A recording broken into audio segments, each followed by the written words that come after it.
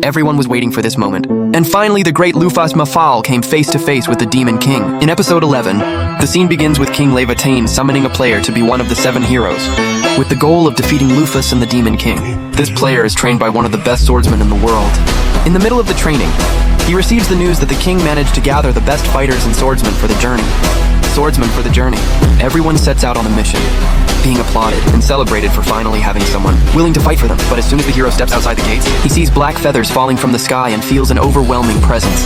The others soil themselves in fear, the golems freeze, and the swordsmen flee just from the impact of the presence. He looks up and realizes he is in front of the powerful Lufas and the Demon King, and understands that he is no match for either of them. At that moment, the Demon King begins a dialogue with Lufas. He says he knows her fame, the woman who brings death to those who meet her. Known as Alcor, Lufas jabs, "Who would have thought that a Demon King would be afraid of a mere hero?" But he replies, "There are only 2 creatures I fear. The first is the goddess. The second. Lufas Mafal."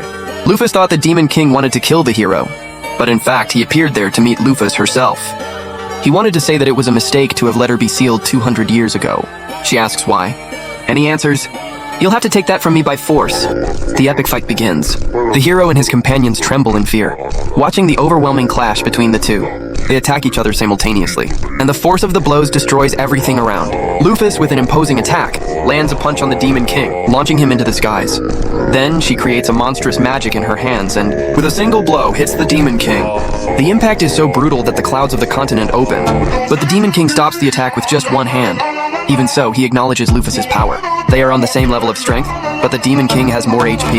At that moment, he begins to say that they are just puppets in the hands of the goddess of creation, and that all of that is like a theater. Lufas's subordinates appear and pull her away from the Demon King. The scene cuts to Lufas's NPC, now face to face with the Demon King. He comments that Lufas is weaker, and asks if that is her doing or the goddess of creations. Dina simply walks away with a sarcastic smile, saying, "I am no match for Lufas, only the goddess of creation is."